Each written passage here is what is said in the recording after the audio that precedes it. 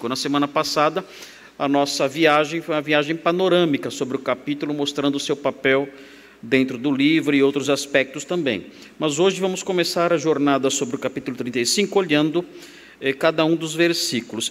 A princípio, eu dividi o texto de tal forma que a primeira parte abrangia os versículos 1 a 8. Mas depois eu mudei, porque não tinha como fazer a divisão dos versículos 1 a 8. Não funcionava assim a divisão, não funciona assim a divisão no próprio texto. Então eu dividi os versículos de tal forma que a primeira parte abrangia os versículos 1 a 4. E comecei a trabalhar dessa forma, tendo como primeira parte os versículos 1 a 4. Mas eu tentei trabalhar assim e tive também algumas dificuldades, porque há muitas informações nesses versículos e eu não consegui reuni-las todas num sermão só. Então eu consegui trabalhar até a metade do versículo 1. Mas eu não vou pregar a metade inteira do versículo 1, porque não vai dar tempo. Eu vou até... Tem o versículo 1, eu vou até a metade dele hoje, mas eu não vou terminar a metade toda. Porque esse sermão, o que aparece no versículo 1, são informações que evocam, que exigem o remeter da nossa mente para outras coisas. E esse remeter da nossa mente para outras coisas não é algo que é resultado da leitura subjetiva da pessoa que estuda o livro, mas sim resultado do objetivo mesmo do escritor. O escritor deseja que o leitor, ao se debruçar sobre o versículo 1, faça algumas remissões. Esse é o objetivo claro dele. Então não tem como eu passar pelo versículo 1 sem fazer essas remissões e ser honesto e fazer jus aos objetivos, aos propósitos do escritor. Não tem jeito. Então, por causa disso, hoje nós vamos falar sobre o versículo 1, mas somente sobre a metade, porque não dá tempo de falar sobre ele todo. E os irmãos vão perseverando aí em oração, enfim, vão perseverando também no estudo aí comigo. Um dia nós vamos terminar o livro inteiro, prometo, talvez no novo céu e na nova terra. Então ali a gente reúne em algum lugar ali e continua o estudo de Gênesis 35. Mas o versículo 1 do capítulo 35 diz assim: Disse Deus a Jacó: Levanta-te, sobe a Betel e habita ali. Faze ali um altar ao Deus que te apareceu quando fugias da presença de Esaú, teu irmão. Então este é o versículo sobre o qual nós vamos nos debruçar hoje. E os irmãos devem observar, há algo importante aqui, o início do versículo, o texto, o capítulo e, logicamente, o versículo 1, começa assim: Disse Deus a Jacó. Isso, ao aparecer aqui, deve nos surpreender, porque essa frase, disse Deus a Jacó, deve nos surpreender aqui. Essa frase deve nos surpreender aqui, porque no capítulo 34, Deus não é mencionado, ele não fala nenhuma vez. Há um silêncio de Deus no capítulo 34, que é um silêncio perturbador. E esse silêncio é perturbador, porque é exatamente o capítulo 34 que nós, enquanto líamos e estudávamos, conseguimos qualificá-lo, chegamos a qualificá-lo como talvez o capítulo mais feio, mais horrível, mais assustador e sanguinário do Antigo Testamento.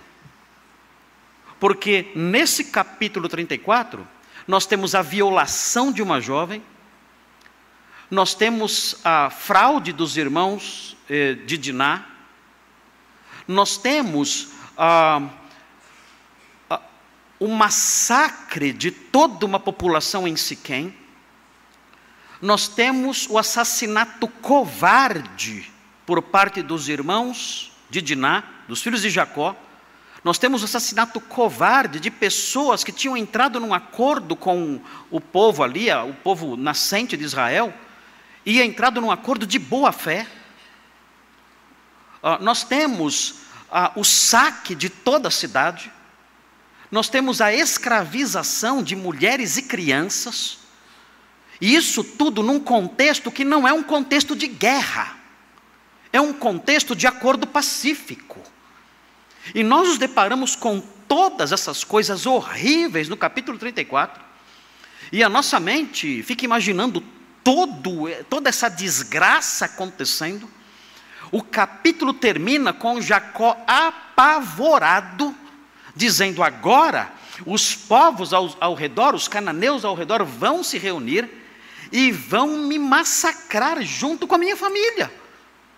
Vão varrer tanto a mim como toda a minha família do mapa.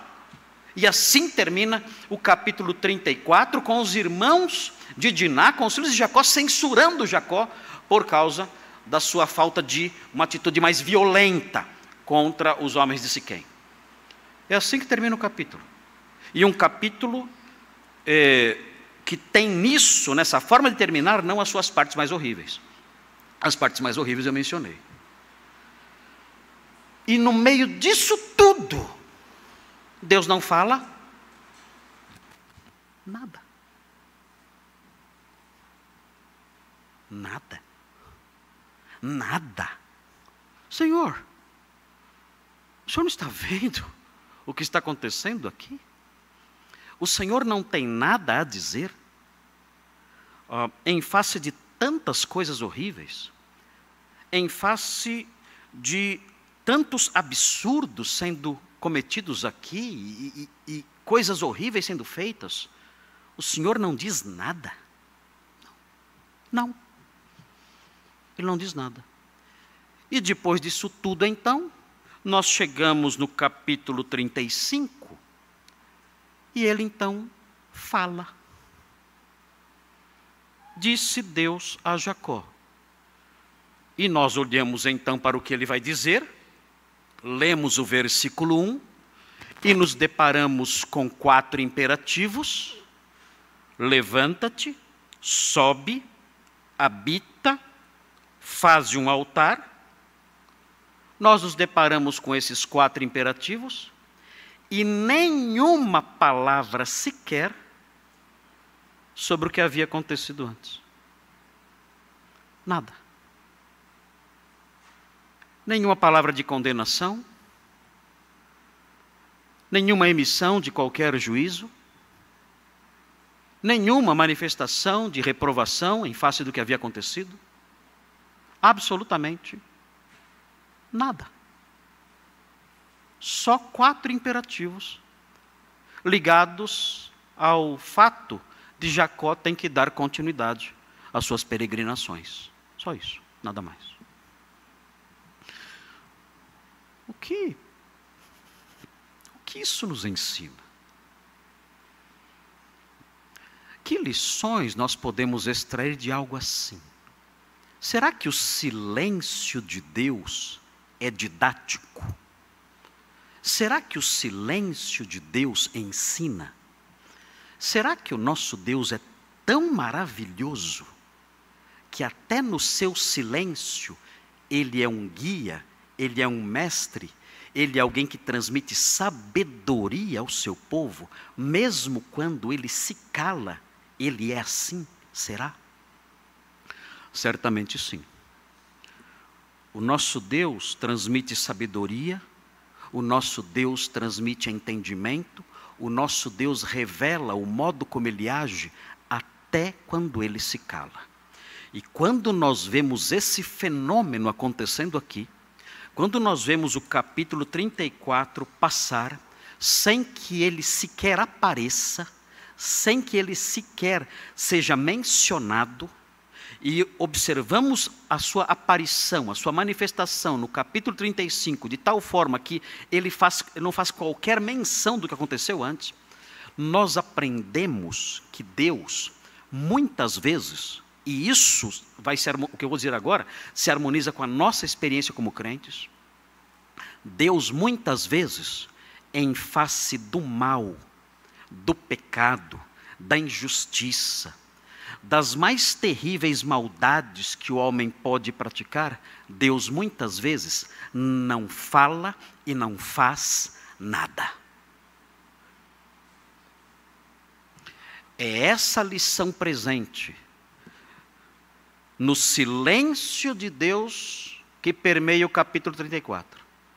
E na quebra do seu silêncio, que nós percebemos no primeiro versículo, na primeira frase do capítulo 35.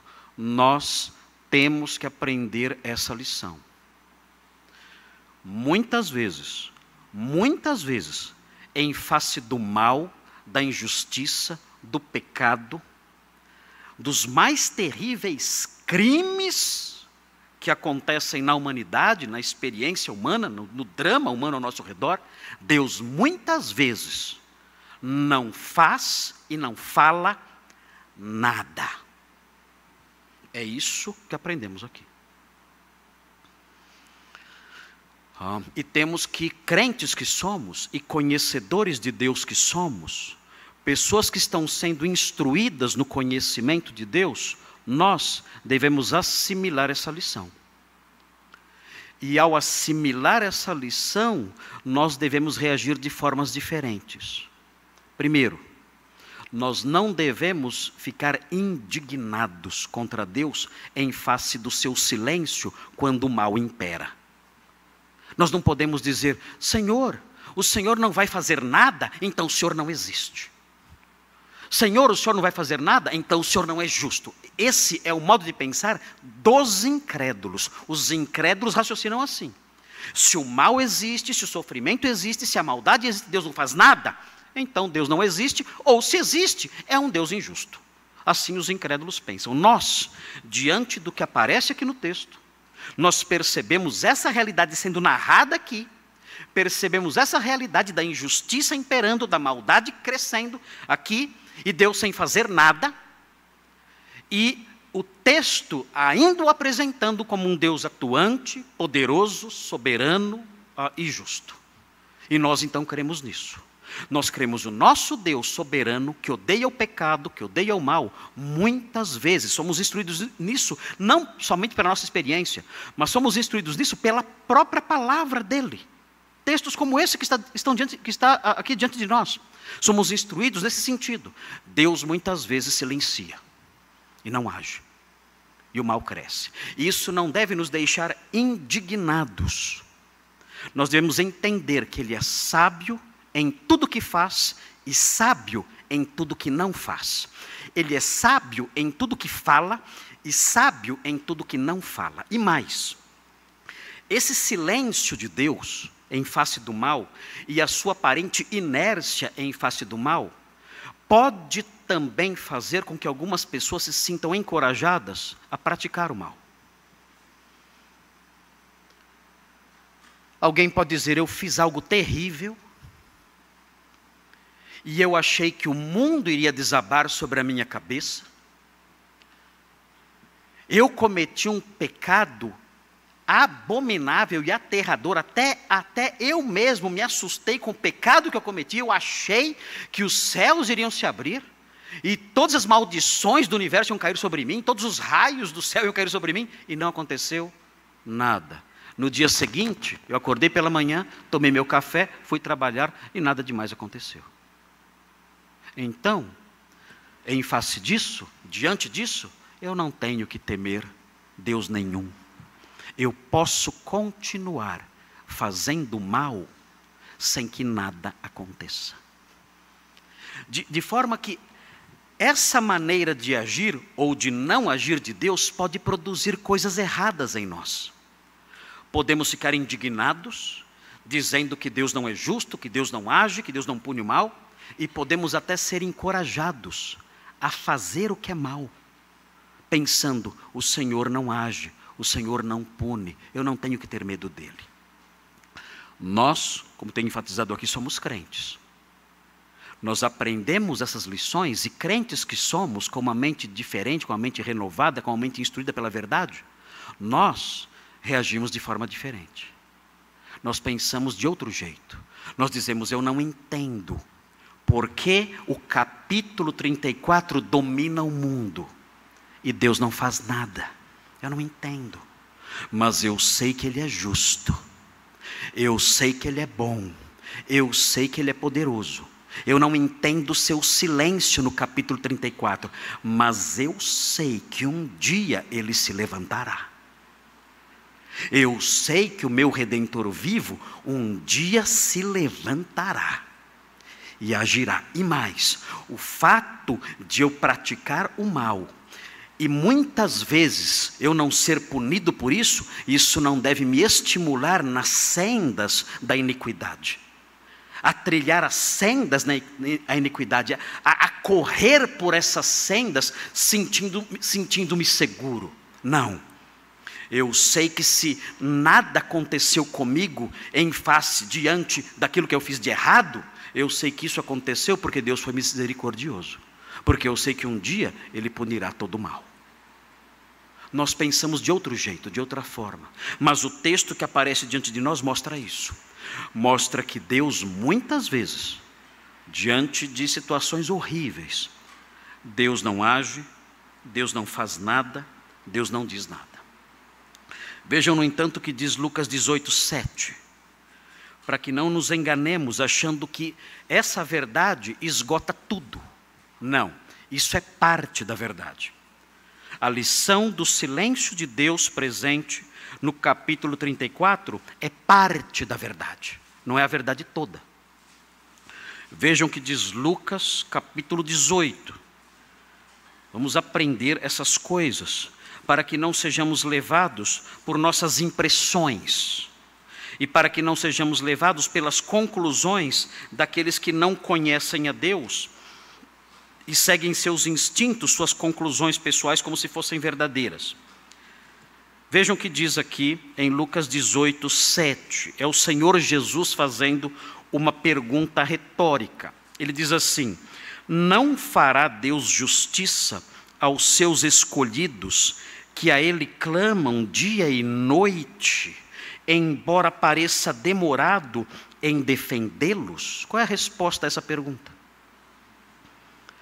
Não fará Deus justiça aos seus escolhidos, que a Ele clamam dia e noite, embora pareça demorado em defendê-los? Nós aqui estamos diante da maldade dos incrédulos contra os crentes. Os incrédulos praticam males contra os crentes. Os incrédulos perseguem os crentes, caluniam os crentes, ridicularizam os crentes, odeiam os crentes, querem destruir os crentes. Nós sofremos com os incrédulos dentro de casa. Nós sofremos com a perseguição dos incrédulos no nosso trabalho, na nossa escola, no contexto social em que estamos inseridos. Nós sofremos com a oposição dos incrédulos. Eles nos fazem chorar, eles nos fazem sofrer, eles nos fazem adoecer. É assustador. E nós então pedimos: Senhor, de alguma forma, interfira nessa situação, porque eu não suporto mais essa pessoa. Eu não suporto mais as injustiças que eu estou sofrendo. Os meses se passam, os anos se passam, e eu estou prostrado. Eu não suporto mais. Eu estou cansado de tantas afrontas. E o Senhor Jesus aqui tem uma palavra a essas pessoas, dizendo: olha, um dia, o Senhor se levantará e fará justiça aos seus escolhidos, que a Ele clamam dia e noite. É um clamor constante, diário, intenso. É alguém que padece muito, que é vislumbrado aqui nesse versículo. A pessoa que é vislumbrada nesse versículo é alguém que padece muito, diariamente, e que está clamando há muito tempo. Na perspectiva dela, Deus é demorado, os anos se passam, e Todos os dias essa pessoa clamando: socorre-me, Senhor. Levanta-te, Senhor. Faça justiça. E nada acontece. Essa pessoa pode ter essa sensação: Deus me abandonou. Deus não é justo. Deus não age diante do sofrimento. E então nós aprendemos essa lição. Vejam, o Senhor parece demorado, da nossa perspectiva, mas Ele certamente, um dia, fará justiça contra todos aqueles que procuram o mal dos seus escolhidos. Não somente as pessoas incrédulas enfrentarão a justiça de Deus um dia, nós aprendemos também que até os cristãos um dia prestarão contas diante de Deus de suas maldades. Nós aprendemos em 2 Coríntios, no capítulo 5, há cristãos que são relapsos, há cristãos que passam por fases na sua vida em que agem como filhos rebeldes, adolescentes desobedientes, e não se curvam diante do senhorio de seu pai, do Senhor que os resgatou, e agem movidos por suas paixões, por seus interesses pessoais, e desobedecem. Há crentes que agem assim. Nós sabemos que o Espírito Santo atua no coração dos crentes, incomoda os crentes. Aqueles que são filhos de Deus têm o Espírito Santo habitando neles, e essas pessoas são incomodadas em suas consciências pelo Espírito Santo que nelas habita, mas muitas vezes nós sabemos, é possível alguém tentar calar a própria consciência, tentar apagar a voz do Espírito no seu coração, no seu íntimo, e consegue fazer isso, e consegue ir levando a vida, uma vida de desobediência a Deus, mesmo às custas da sua própria consciência, e pode praticar o mal, e perceber que nada de ruim aconteceu, e seguir em frente praticando o mal, tendo a falsa sensação de segurança. A essas pessoas, o apóstolo Paulo escreve em 2 Coríntios 5, no versículo 10, e diz assim, 2 Coríntios 5, 10, ele diz assim: porque importa que todos nós, e aqui ele está falando aos crentes, ele não está falando aos incrédulos aqui, ele está falando para mim e para você, que é crente. Esse é um texto escrito para uma igreja, para pessoas santificadas, para pessoas convertidas pela fé em Jesus. E ele diz: todos nós, os crentes, importa que todos nós compareçamos perante o tribunal de Cristo, para que cada um receba segundo o bem ou o mal que tiver feito por meio do corpo. Nós não sabemos o que implica aqui receber pelo mal que fez. Nós não sabemos, sabemos que a nossa salvação não depende das nossas obras, sabemos disso. Mas nós percebemos nesse versículo um tom ameaçador. Não há como apagar, não há como nublar, esconder esse toque ameaçador presente aqui. Não há. Existe um tom de ameaça aqui. Nós permaneceremos para sempre como filhos de Deus. Nós somos salvos em Cristo. A salvação foi obtida não por nós, mas por Ele. Ele pagou o preço. Temos segurança de vida eterna. A palavra de Deus é repleta de testemunhos acerca disso. Mas de alguma forma a palavra de Deus ensina que os crentes um dia prestarão contas dos seus atos. E as implicações disso são desconhecidas de nós. São opacas. Nós não conseguimos enxergá-las com clareza. A palavra de Deus não as revela de modo nítido para nós. Mas nós percebemos isso. Um dia, nós prestaremos contas a Deus de cada um dos nossos atos e de cada uma das nossas palavras. Nós, crentes que somos. E isso tem que incutir em nós temor. O texto foi escrito para isso, para incutir em nós temor. É o temor filial. O pai não vai expulsar o filho de casa, mas o pai, de algum modo, punirá seus filhos rebeldes. Nós aprendemos também, quando olhamos para o livro do Apocalipse, no final de tudo, o livro do Apocalipse fala de uma sequência de eventos escatológicos. Ele não é um livro que apresenta realidades cíclicas aqui, como alguns dizem. Não, ele é um livro que apresenta uma história linear. É assim que se lê o Apocalipse. O Apocalipse, ele deve ser lido como uma história que acontecerá um dia. Temos que lê-lo como numa sequência cronológica de eventos futuros. E nós aprendemos em Apocalipse, nós aprendemos no capítulo 20, que depois do reino milenar de Cristo, antes do Senhor inaugurar o novo céu e a nova terra, que é a nossa esperança suprema, que é a coroação de toda a nossa esperança, o texto bíblico fala que o Senhor punirá todos os maus, todos os incrédulos, todos os perversos. Fala que todos eles ressuscitarão. Nós não podemos imaginar que a morte do incrédulo põe fim à ameaça sobre ele, a ameaça de Deus sobre ele, não. Nós não podemos pensar, esse homem só fez o mal e morreu tranquilo. Onde está a justiça de Deus? Não. Esse homem não foi aniquilado eternamente, não. Ele mesmo tendo morrido, um dia se levantará dentre os mortos, esse homem. Esse homem perverso, mesmo tendo morrido, um dia ele se levantará dentre os mortos e comparecerá diante de Deus e responderá por todas as suas maldades. Nós vemos isso no capítulo 20, versículos 12 e 13. É uma escatologia assustadora para o incrédulo aqui. O texto diz assim, vejam o versículo 12, Apocalipse 20, 12. Depois aqui de todo o reino de Cristo estabelecido e descrito nos versículos anteriores, o texto diz, vendo aí no versículo 11, vi um grande trono branco, e aquele que nele se assenta, de cuja presença fugiram a terra e o céu, e não se achou lugar para eles. É a preparação para uma nova criação que aparece no começo do capítulo 21, que fala de um novo céu e da nova terra.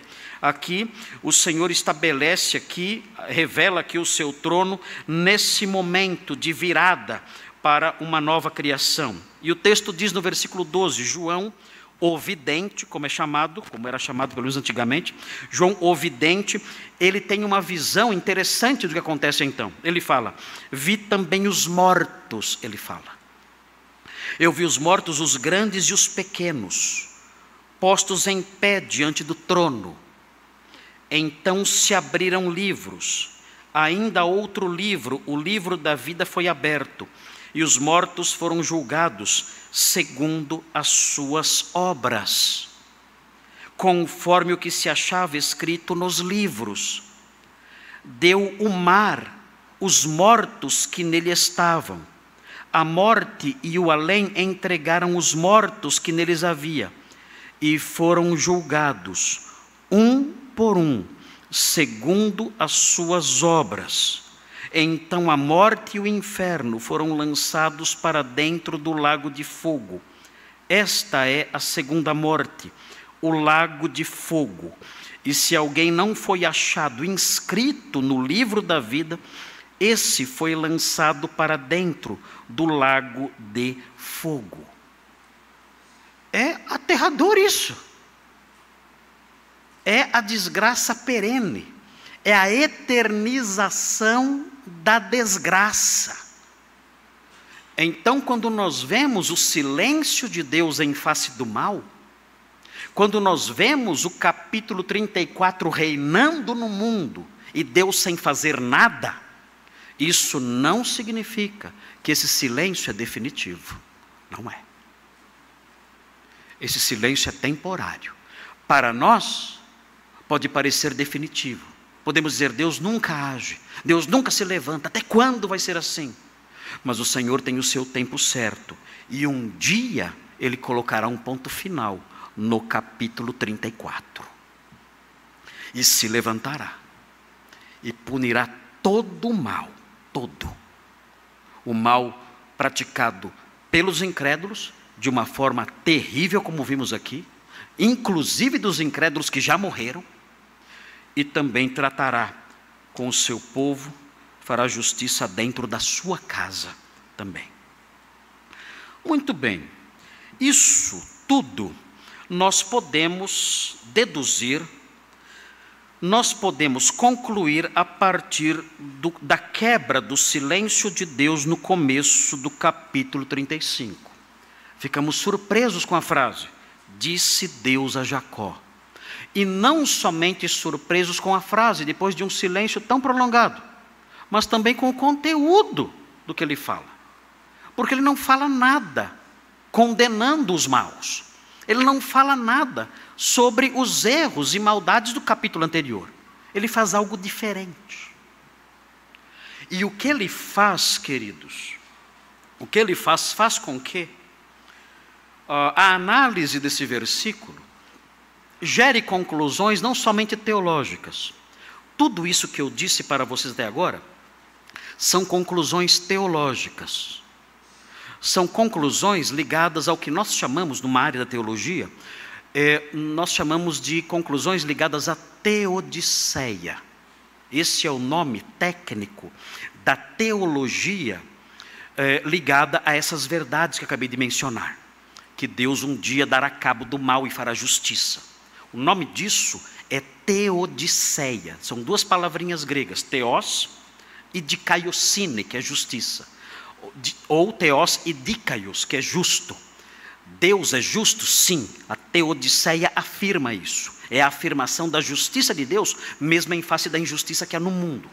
Então, nós podemos, a partir dessa frase, disse Deus a Jacó, essa frase sendo formulada depois do capítulo 34, nós podemos trabalhar a teodiceia presente nisso, aprendendo. O Senhor silencia muitas vezes em face do mal. É uma lição da teodiceia. Então, as coisas que eu disse para os irmãos agora, essa verdade que eu disse, afirmando que Deus muitas vezes em face do mal silencia, essa é uma conclusão ligada à teodiceia. É uma conclusão teológica.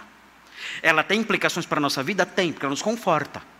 Mas ela é eminentemente uma conclusão teológica. Mas, o que é dito na sequência faz com que a análise desse versículo não somente nos conduza por conclusões teológicas, que são importantes.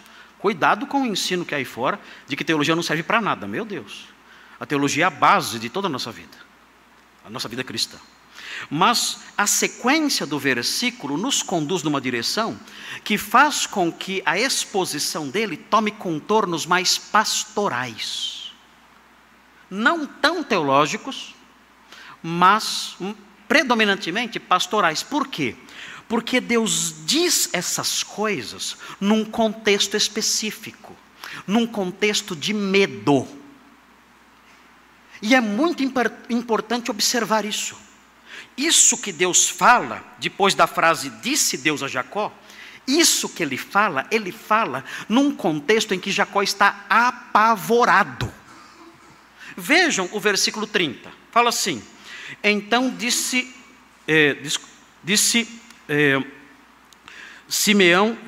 Jacó a Simeão e a Levi, vejam aqui como ele está apavorado. Vós me afligistes e me fizestes odioso entre os moradores desta terra, é Jacó falando, entre os cananeus e os ferezeus, sendo nós pouca gente, reunir-se-ão contra mim, e serei destruído, eu e minha casa. Jacó está em pânico. Ele diz isso para os seus filhos. Ele diz, vocês me afligiram, ou vocês me oprimiram, para usar uma palavra que é muito usada hoje em dia, né, os opressores. Vocês me oprimiram, vocês são opressores. Vocês oprimiram o pai de vocês, estão oprimindo o pai de vocês, vocês me encheram de pavor. Eu estou apavorado. Eu tenho aqui o meu clã, não é um clã muito grande, mas olhem ao nosso redor, olhem ao nosso redor. Nós temos os cananeus, os ferezeus, esses povos todos à nossa volta, eles vão se reunir. E de fato eles faziam isso. Eles se reunir, vão se irmanar e vão me atacar. E eles vão fazer comigo e com a minha família exatamente o que vocês fizeram com os siquemitas. Eu estou em pânico, porque eu não sei como eu vou me defender. E é nesse contexto então, é em meio a esse sentimento de pânico, de desespero, de medo, e um medo muito bem fundamentado, não é um medo que está na cabeça dele, não é um medo que ele inventou, não é fruto da imaginação dele, não. É um medo muito bem fundamentado, fazia todo sentido ter medo. Era um medo inteligente, com base nos fatos. E então Deus fala. Porque a análise do versículo 1 é uma análise que nos conduz por caminhos de conclusões, nos leva a conclusões pastorais. Porque nós aprendemos não somente que Deus muitas vezes silencia em face do mal, mas nós aprendemos o que Deus fala quando alguém tem medo.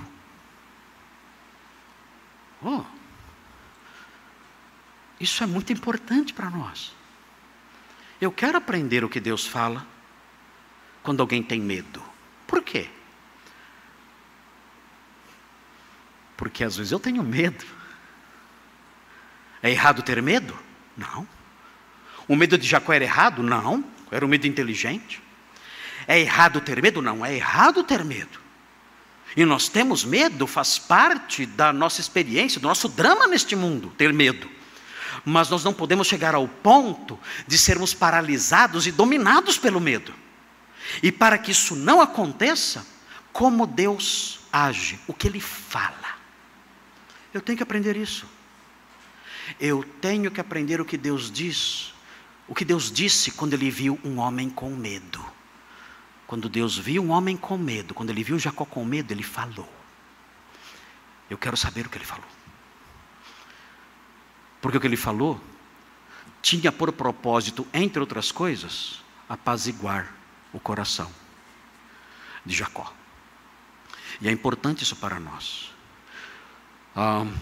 E analisando isso, nós então damos à nossa análise uma conotação mais pastoral. Os pastores, diz a Bíblia, devem velar pelas almas das ovelhas de Jesus. E velar pelas almas envolve cuidar do universo interior delas. Aliviar o seu medo, curar suas feridas lá dentro. Eles precisam fazer isso. Mas os pastores não devem fazer isso com base em invenções humanas. Com base em jargões, a fila anda, está tudo bem. Não é assim. Não é assim que os pastores devem agir. Não, isso passa. Não é esse tipo de coisa que deve instruir os filhos de Deus de tal forma que eles se livrem do medo ou não se deixem paralisar pelo medo. Não. Nós somos, mais uma vez, eu quero enfatizar isso, nós somos o povo de Deus. Nós somos o povo da sabedoria. Nós somos o povo ensinado pelo próprio Espírito. Nós temos outras realidades que nos consolam. Nós não somos consolados, nós somos alimentados por palha. Nós não somos consolados por bobagens, por jargões repetidos aí por papagaios aí fora, não. Nós somos consolados por verdades que realmente têm o poder de nos transformar, de aliviar o nosso medo, de trazer algum conforto, algum amparo sobre nós. Nós somos consolados por essas coisas, não por invenções que há aí fora. Então, olhando para esse versículo, nós conseguimos perceber como Deus, vendo um servo dele com medo, como Deus agiu, o que Deus falou. E o que Ele falou? Vamos ver. Vamos ver o que Ele falou. Eu tenho que aprender. Eu tenho medos.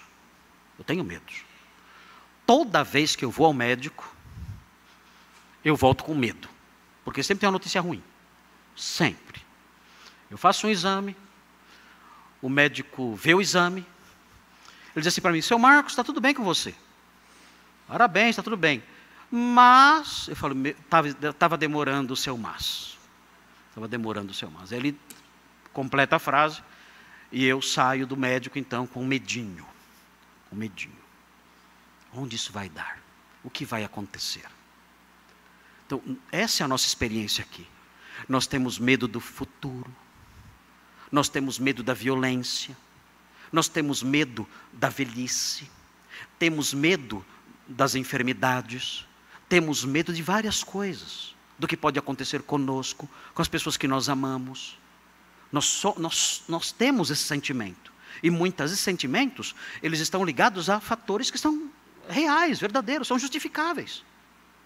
Como nós podemos agir de tal modo, ou pensar de tal modo, que esse medo não nos paralise, não nos escravize, não nos faça sofrer? Bem, vejam o que Deus disse a Jacó.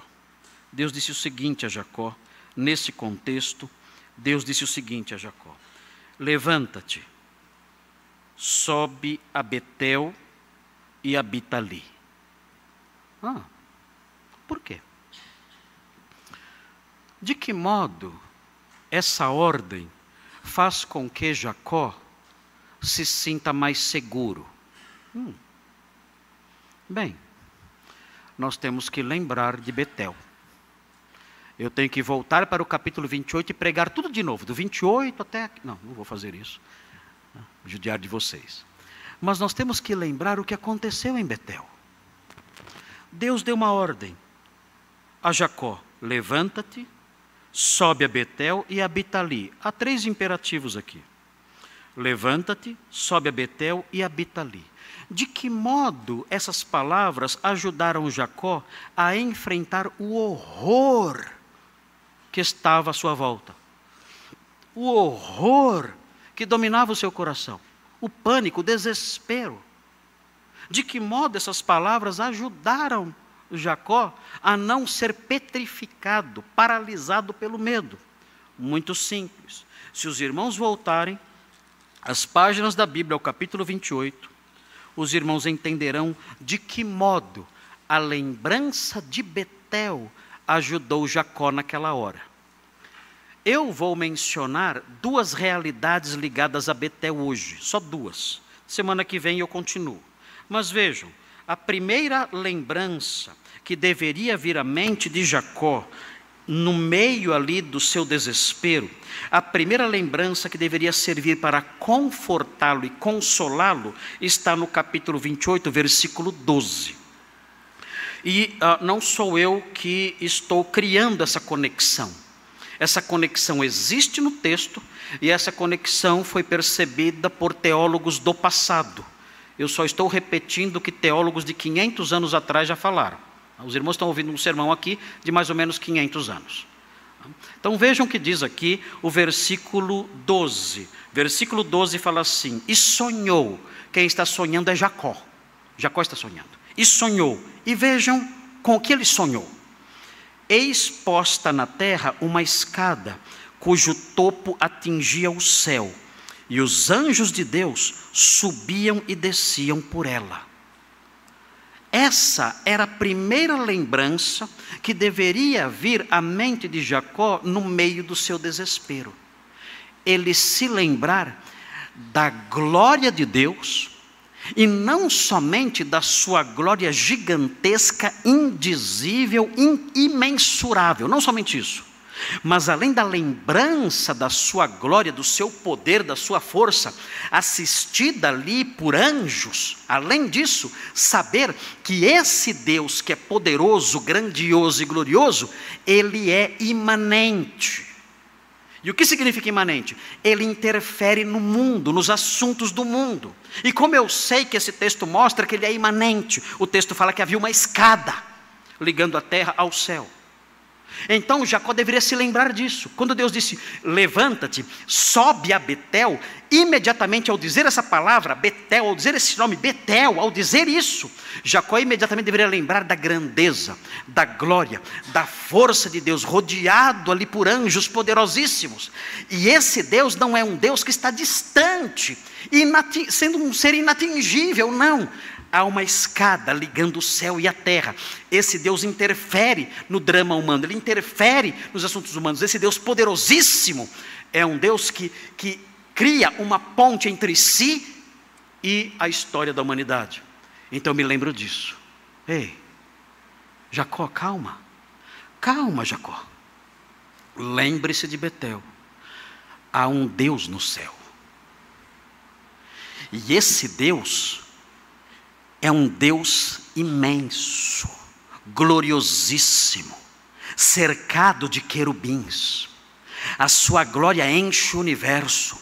Você não se lembra da sua força? Você não se lembra da sua soberania, da sua grandeza? Você não se lembra da grandiosidade desse Deus que você viu em Betel? E você não se lembra que havia uma escada ligando o céu à terra? Que esse Deus, portanto, é um Deus imanente que interfere nos assuntos humanos? Lembre-se disso. E deixe de ter medo. Nós não estamos sozinhos aqui. Nós não estamos peregrinando neste mundo sombrio sozinhos. Não. Existe alguém no topo de uma escada. E esse alguém no topo dessa escada é grandioso, é glorioso, é forte. E os seus anjos o servem. E esses anjos atendem aqui, e ministram aqui, e trabalham aqui para Ele, em nosso favor.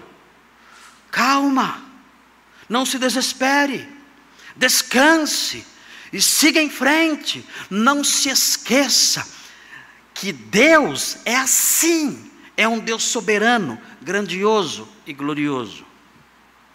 Mas não somente isso. Essa é a primeira lembrança que cura o medo. É uma lembrança que os crentes têm. Os incrédulos não têm isso. Os incrédulos estão fadados a ter medo pela vida toda. É o que o autor de Hebreus diz, que os incrédulos são escravos do medo pela vida toda, a vida inteira. Se entopem de remédio para tentar controlar um pouco isso, mas não adianta, continuam com medo a vida toda. O incrédulo é assim. Ele tenta encher a cara de cachaça para tentar esquecer, mas ele vive com medo a vida toda. Nós não. O Senhor, em sua palavra, nos deu mecanismos reais, que realmente funcionam para nós. Quando o Senhor faz com que a mente de Jacó, os olhos de Jacó não olhem somente os cananeus ao redor, mas ele levante seus olhos e se lembre do Deus glorioso no topo da escada, esse movimento dos seus olhos tem um aspecto, tem um resultado terapêutico. Isso cura. Ele diz: eu não estou sozinho aqui.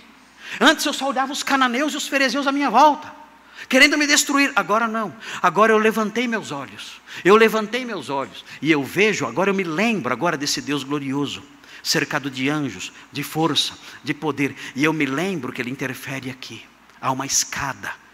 E isso mostra que Ele é acessível, que Ele vem aqui, que Ele age aqui, que Ele atua aqui. E isso tem um efeito consolador, terapêutico, curador em mim. Eu posso prosseguir, não estou só. Mas algo mais. Ele não somente faz com que Jacó se lembre da visão da escada. Vejam o versículo 13. Diz assim: perto dele estava o Senhor.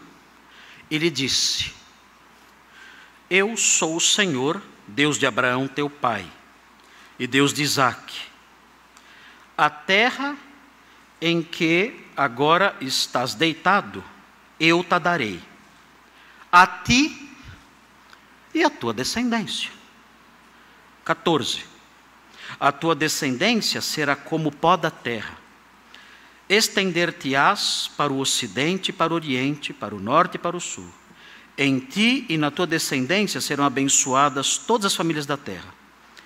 Eis que eu estou contigo e te guardarei por onde quer que fores. E te farei voltar a esta terra, porque não te desampararei, até cumprir eu aquilo que te hei referido. Jacó, você está com medo da sua descendência ser dizimada? Você se esqueceu da minha promessa. Eu prometi que você seria pai de uma grande nação. Você teria uma descendência gigantesca. E por meio da sua descendência o mundo seria abençoado. Eu prometi isso para você. Que ideia é essa? Que bobagem é essa que você está pensando? A minha família será destruída, aniquilada. Que bobagem é essa, Jacó? Você se esqueceu da minha promessa. Jacó, você se esqueceu de duas coisas. Você está tão apavorado porque você se esqueceu de Betel. Eu vou fazer você se lembrar de Betel. Levanta-se e vá até Betel. E no caminho, lembre-se do que aconteceu lá. Porque ao se lembrar do que aconteceu lá, o seu medo vai derreter.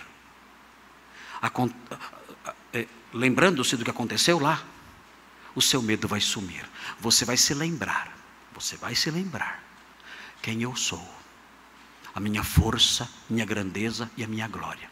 E você vai se lembrar do que eu prometi. E ao se lembrar dessas duas coisas, o seu medo vai sumir.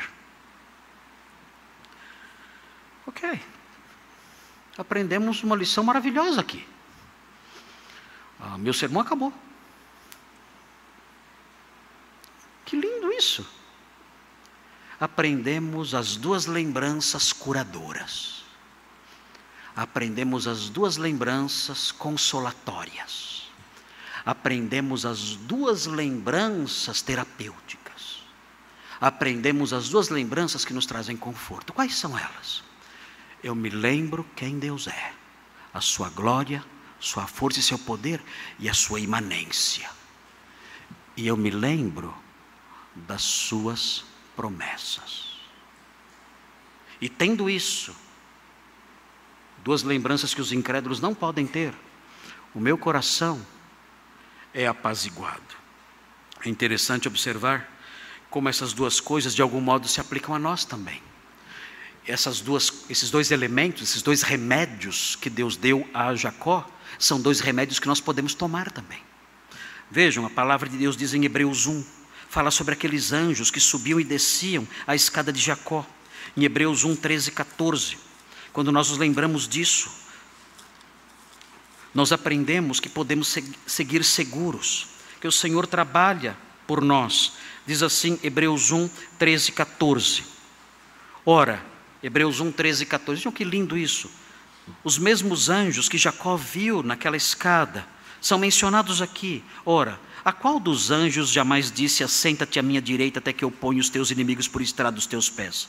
Não são todos eles, os anjos, espíritos ministradores, enviados para serviço a favor dos que hão de herdar a salvação?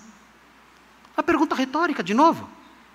Os anjos não foram criados, não existem para nos servir, para ministrar a nós? Porque em face de realidades tão gloriosas, de um Deus tão glorioso que se assenta em meio a esses querubins que foram criados para nos servir, por que ter medo? Eu posso seguir em frente. O Senhor glorioso que está ali no topo dessa escada é o Deus também que se coloca ao lado de Jacó, que desce essa escada, que vem até mim, e não somente vem até mim, mas também coloca seus anjos ao meu serviço. Essas lembranças vão me consolar, vão fazer com que o medo vá embora. É por isso que o salmista diz no capítulo 27, vejam o Salmo 27, veja o que diz o Salmo 27, é uma mensagem pastoral. Os irmãos devem deixar o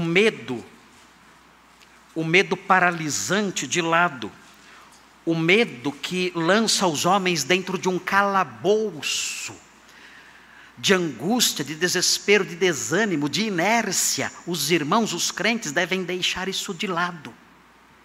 Nós podemos ter medo, o medo pode nos sobrevir, mas nós não podemos ser lançados num calabouço horrível de medo.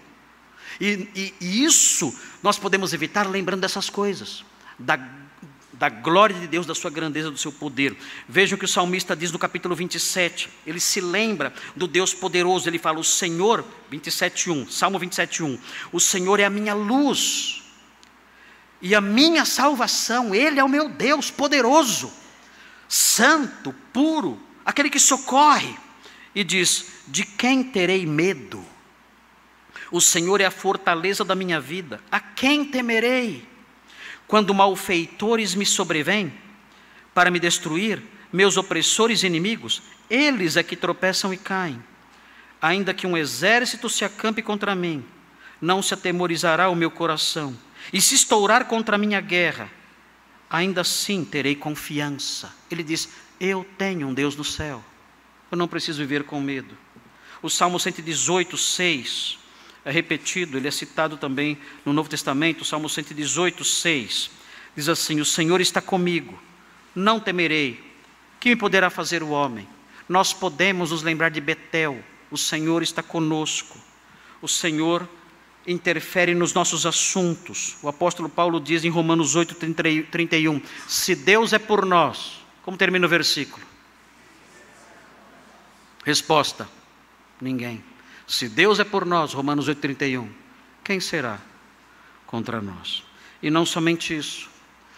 Além de sabermos, além de lembrarmos da grandeza do Deus de Betel, desse Deus glorioso, cercado de anjos, que acessa a terra, interfere nos assuntos humanos, inclusive nos meus, esse Deus também nos fez promessas.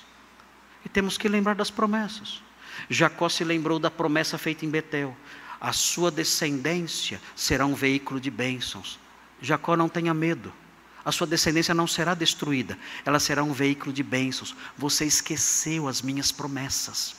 Nós também temos promessas, e tendo essas promessas, nós podemos pegar o medo e jogar no lixo. Vejam o que diz João 14, vejam que promessa maravilhosa. Vejam o que o Senhor Jesus diz em João 14. E os irmãos devem ser pastoreados por essas palavras. Os irmãos devem ser consolados por essas palavras. Não deixar que o medo os domine. Não deixar que o medo os controle, os torture, os lance num calabouço de desespero, de angústia, de falta de esperança, de inércia. Nada disso. Vejam o que Jesus diz no capítulo 14, versículo 1. Ele fala: não se turbe o vosso coração. Ou seja, não tenham medo. Por quê? Por quê? Ele diz: não tenham medo. Por quê? Ele continua. E o que vem agora é maravilhoso. Ele diz: credes em Deus, crede também em mim. Na casa de meu pai há muitas moradas, ele diz. A promessa dele agora. A promessa dele é enunciada agora. Ele diz: se assim não fora, eu vou-lhe teria dito, pois vou preparar-vos lugar. Você sabia disso? Você se lembra disso? Você tem um lugar no céu, preparado pelo Senhor. Não tenha medo. Não se turbe o seu coração. Não tenha medo. Você tem uma casa nos céus, preparada pelo Senhor. Ele diz: e quando eu for e vos preparar lugar, voltarei e vos receberei para mim mesmo, para que onde eu estou, estejais vós também. Eu vou estar com vocês para sempre. Vocês vão morar comigo. Eu prometo. Eu prometo. Venha o que vier. Não importam as outras coisas. Não importam os cananeus e ferezeus à nossa volta. Não importam as circunstâncias que estão ao nosso redor. Eu fiz um lugar, uma casa para vocês morarem.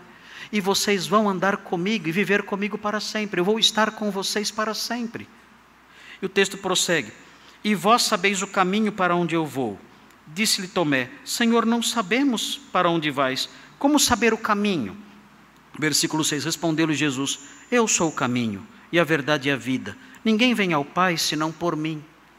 Ele mostrou o caminho e nós seguimos esse caminho. Nós cremos nele, nós o recebemos. E agora então, desfrutamos dessa promessa maravilhosa. A promessa que diz: há uma casa para você no céu. O Senhor também prometeu algo maravilhoso para o futuro. No capítulo 21 do Apocalipse. Voltem para Apocalipse 21. E vejam que promessa maravilhosa nós temos aqui. Apocalipse 21, versículos 3 e 4, que fala assim. Apocalipse 21, 3 e 4, diz assim: então ouvi grande voz vinda do trono dizendo: eis o tabernáculo de Deus com os homens. Deus habitará com eles. Eles serão povos de Deus, e Deus mesmo estará com eles. E lhes enxugará dos olhos toda lágrima, e a morte já não existirá. Já não haverá luto, nem pranto, nem dor, porque as primeiras coisas passaram. É a promessa da glória futura de Deus sendo desfrutada por nós. Não tenha medo.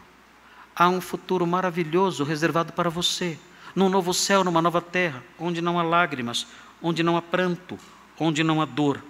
E além disso, além de promessas escatológicas, há também promessas para hoje. O autor de Hebreus recorda, em Hebreus 13, promessas maravilhosas de Deus para hoje, que lançam fora o nosso medo. Ele diz em Hebreus 13, versículos 5 e 6. 13, 5 e 6. Fala assim, Hebreus 13, 5 e 6. Seja a vossa vida sem avareza. Contentai-vos com as coisas que tendes, porque ele tem dito: de maneira alguma te deixarei, nunca, jamais te abandonarei. Assim, afirmemos confiantemente: o Senhor é o meu auxílio. Não temerei. Que me poderá fazer o homem? Nós temos o que Jacó tinha. Quando Deus disse a Jacó: vá a Betel, Deus quis trazer à sua lembrança essas duas realidades. Eu sou um Deus glorioso e poderoso. Eu acesso a terra, os negócios humanos. E os anjos, os meus anjos estão ao meu serviço. Eu sou esse Deus. Não tema. E mais, eu fiz promessas a você. Não tema, eu cumprirei minhas promessas. Nós temos essas duas coisas. Nós temos lembranças de Betel também. Nós podemos nos lembrar da glória imensa do Senhor, que Ele colocou seus anjos ao nosso serviço, que Ele é o nosso Deus protetor e amoroso. E podemos nos lembrar de suas promessas. Ele preparou um lugar para nós e também prometeu que estaria conosco todos os dias. Nós podemos seguir em frente, sem sermos paralisados pelo pavor, desfrutando desses remédios contra o medo que só nós temos, os incrédulos não. Nós somos um povo muito privilegiado. Como Jacó, nós temos acesso a esses dois remédios. Os incrédulos não têm. Então, desesperados, eles tentam calar a voz do medo, eles tentam aliviar a dor do medo por meio de remédios que não funcionam. Eles se embebedam, eles se lançam em prazeres descontrolados, como loucos alucinados. Eles procuram frequentar lugares em que eles possam se esquecer desse medo. Eles se envolvem com drogas, com práticas horríveis. Eles tentam, de algum modo, satisfazer o seu coração cansado e tenebroso. Eles fazem de tudo. Eles procuram conselheiros que somente apoiam as suas impiedades. Eles fazem isso o tempo todo. Alguns procuram igrejas. Alguns procuram pregadores que possam dizer coisas que possam, de algum modo, consolá-los. Mentiras que os consolem por algum tempo. Fazem tudo isso. E morrem desesperados, porque o medo controla seu coração ao longo de toda a vida, como diz o livro de Hebreus. Mas nós não. Nós somos os descendentes de Jacó. Nós somos os descendentes da fé de Jacó. Jacó teve Betel em sua mente, em sua lembrança. E isso afugentou o medo. Nós temos também as verdades de Betel em nossa mente. Sabemos que há um Deus no céu que trabalha a nosso favor, e conhecemos as suas promessas. Nós podemos dizer confiantemente: o Senhor é o meu auxílio, não temerei. Que me poderá fazer o homem? Na semana que vem, nós vamos ver que o capítulo 35, o versículo 1 continua. Porque esses dois remédios que eu mencionei não são o tratamento completo. A minha receita, que eu estou passando para os irmãos, é uma receita que estão faltando 2 remédios ainda. E esses 2 remédios estão no restante do versículo. Os 2 remédios que estão faltando são mencionados no restante do versículo 1. O restante do versículo diz assim: faze ali um altar ao Deus que te apareceu quando fugias da presença de Esaú, teu irmão. Existem mais 2 remédios aqui. Já viram? Viram os 2 remédios? Perceberam? Tem mais 2 remédios aqui. Então a receita que eu estou dando é só metade. Então quem está com medo, se continuar com medo, não se assuste, porque o tratamento que eu estou passando é só metade do tratamento. Na semana que vem eu dou o restante da receita. E aí os irmãos poderão tomar o remédio, que tem 4 elementos. Eu vou passar na semana que vem. Então, na semana que vem eu termino de explicar o primeiro versículo do capítulo 35. E aí então estarei livre para seguir correndo e acabar logo o capítulo 35. Eu vou correr bastante. Quem sabe no outro domingo já termino tudo e já começamos o 36, ainda neste mês, quem sabe.